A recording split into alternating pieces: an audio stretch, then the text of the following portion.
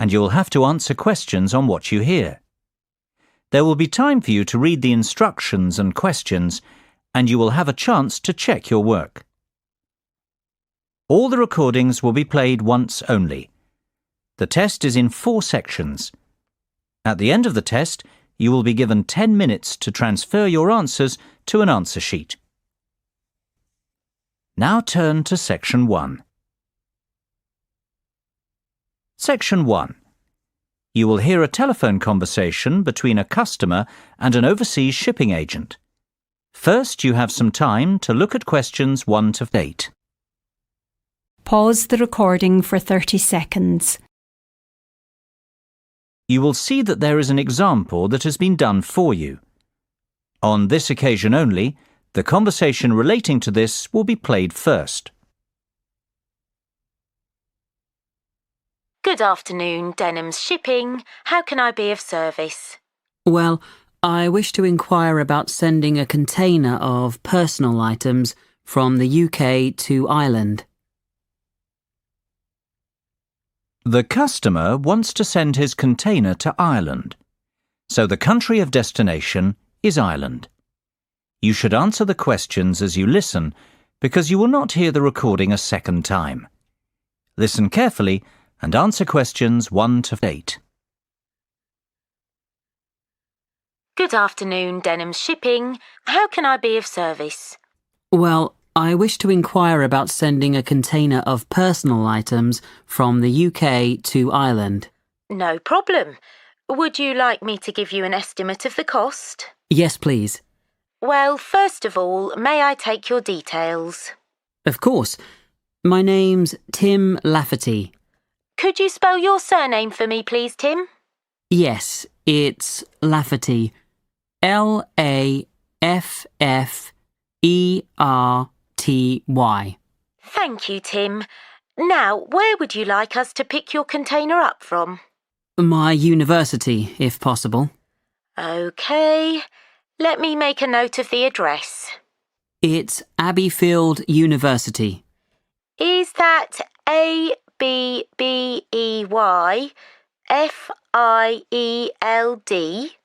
That's right. Park Street, Brighton. Perfect. And may I take down your postcode too? It's BR8 9P3. Great. Thank you, Tim. Have you the container's measurements? I do. It's approximately 2.5 metres long by 1.25 metres wide. I see. Quite a big one then. Indeed. And the height? I make it 1 metre and 20 centimetres deep. So that's 2.5 by 1.25 by 1.2. Right. And what will actually be in the box, Tim? Oh, mostly old uni books. OK. And some music albums. Anything else? Yes, a little bit of stationery. I see. And could you put an estimate on the value of the items? The books are quite valuable. They're worth around £1,800. The music albums, maybe half that, say £900. And you can put the stationery down as £300. Before listening to the rest of the conversation, you have some time to look at questions 9 and 10. Pause the recording for 30 seconds. Now listen and answer questions 9 and 10. OK. And will you be purchasing contents cover from us also? I'm not sure what you mean. Sorry, let me explain. Because your items are worth more than £2,000, we recommend that you purchase insurance to cover yourself in the event of damage or loss. Makes sense. What are my options? Well, we offer 3 insurance deals: the premium rate, standard rate, and economy rate ones. Premium offers full cover in the event of loss, damage, or theft, which means you would be provided with the full cost of replacing your belongings. What about standard and economy? Standard will give you today's value, the second-hand value of your belongings, and economy provides you with a fixed payment of £1,000 in the event of loss, damage, or theft. Well, I can afford to live without those books, to be honest. So just give me the cheapest option. We recommend standard cover for all our customers. No, thank you. That won't be necessary. The cheapest option will be fine. No problem. And one last thing, will you be needing delivery at your office, at your house, or do you intend to pick up your container at the port? Home delivery would suit me best, I think. We'll get that process for you. That's the end of section 1. You have half a minute to check your answers. Pause the recording for 30 seconds. Now turn to section 2.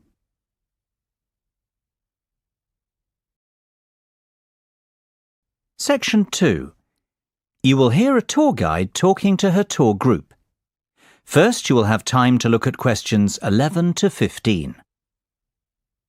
Pause the recording for 30 seconds. Now listen carefully and answer questions 11 to 15. Well, we certainly have a busy day ahead of us, so let's get started, shall we? You'll find a map of the museum with the itinerary I've just handed out. The museum's our first port of call, so let's have a look at the map now. The door on the right of the entrance hall leads into the gift shop and ticket centre. Once we pick up our entrance tickets, I'd ask everyone to deposit their bags and coats in the cloakroom, which is located towards the back of the gift shop and ticket centre. If you want to pick up an information leaflet, you can approach the information desk situated along the right-hand side. Now, once you come back into the entrance hall, the door on the opposite side to the gift shop leads into the art gallery. There is a special exhibition on there at the moment which is not to be missed. If you continue on up the entrance hallway, that leads into the main exhibition centre. At the back left-hand side, there are some toilets. Beside the toilets, you'll find the 3D theatre. I strongly recommend that you make time for the 30-minute presentation in the theatre. It is well worth a viewing. Running along the right-hand side of the main exhibition centre is the Modern Art Studio.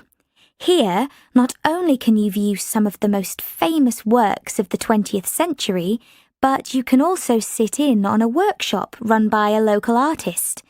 So, that's the art museum. Before you hear the rest of the discussion, you have some time to look at questions 16 to 20. Pause the recording for 30 seconds. Now listen and answer questions 16 to 20.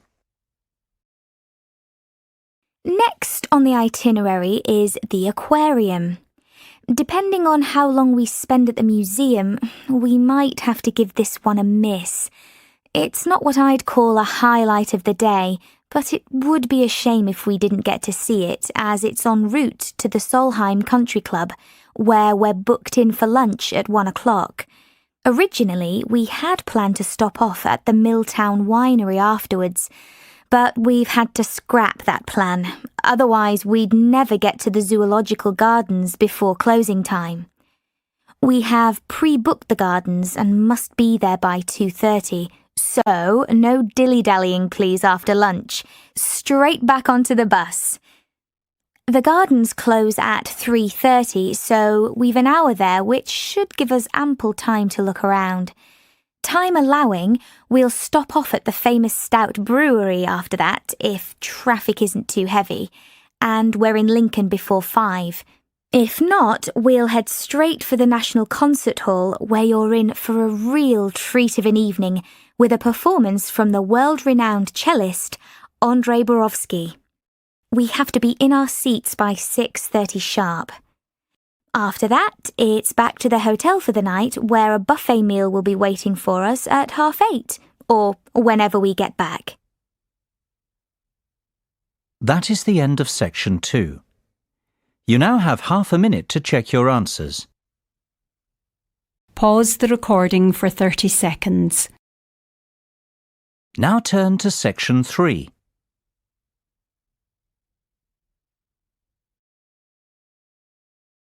Section 3. You will hear a discussion between two design students and their tutor on a practical assignment. First, you have some time to look at questions 21 to 25. Pause the recording for 30 seconds. Now listen carefully and answer questions 21 to 25. So, have you chosen a product yet? I think so. We'd like to build a gyroscopic exercise aid. Sounds interesting. Tell me more. Well, we did some research and were amazed to discover the sheer range of applications for gyroscopic technology. Gyroscopes are used in laser and optical devices and can be found in many consumer appliances too. Right. Tell me about this product specifically, though. The aim of the assignment is to create something practical, functional, and beneficial for consumers. Justify your decision. Well, we believe we can design and build a cheap and effective muscle strengthening aid by taking advantage of the inertial forces created by a gyroscope. Yes. What we want to do is design a ball which can be held in the palm. Within the ball, there will be a simple gyroscope. This gyroscope can be set in motion by movement of the lower arm and wrist together in sync. The device will not require any external power source because it will be sustained by the movement of the arm and wrist. This will create considerable resistance and an excellent lower arm strengthening aid. It will be simple to design and cheap to produce, yet extremely effective. This all sounds very good. I'm impressed. Thanks, Mark. We're glad you like it. I think we're really onto something here. Our research has told us there's nothing comparable in the market and that a product like this would have multiple uses. Not only could it be used as an everyday toning and exercise device, it could also be beneficial to people in rehabilitation who have suffered serious lower arm injuries. We see the product being marketed towards high-performance athletes, like tennis and golf players, for whom lower arm strength is vital too. Before you hear the rest of the discussion, you have some time to look at questions 26 to 30. Pause the recording for 30 seconds. Now listen and answer questions 26 to 30. I've heard enough to give your project the go-ahead. Now, let's talk costs. Right. Well, we estimate that around £3,000 will be required for product development. You mean to build the prototype? Exactly. And we'll need half that again to carry out some product testing. And what's your timeline for the project? The prototype should be ready a fortnight after work on the design starts, and we'll need another 6 weeks for testing. We want to enlist the help of 15 people to test the prototype. Ideally, we want 5 professional athletes to try it out, 5 recovery patients, and the remainder of the subjects will be gym members, our 3 target markets. Okay. Well, you have a lot of work to do, but you've certainly made a good start. Let's meet again on Monday to get the ball rolling. That is the end of section 3. You now have half a minute to check your answers. Pause the recording for 30 seconds. Now turn to section 4.